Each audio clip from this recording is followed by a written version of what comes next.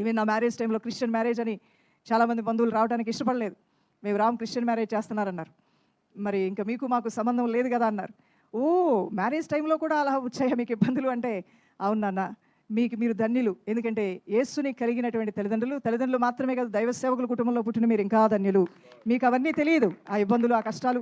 మేము కేవలం ఆ రక్షణలో కొనసాగటానికి, ఆ సత్యం కొరకు నిలబడటానికే పడిన ఇబ్బందులు, తల్లో వెంట్రుకలన్నీ అంతా. ఆ పోరాటాల మధ్యలో మేము వచ్చి ఆ ప్రభు కోసం, ఆ సత్యం కోసం నిలబడ్డాం. అంతకు మించి ఏమీ లేదు. కాలక్రమంలో అలా స్వార్థ సేవలో ముందుకు వెళ్ళాం.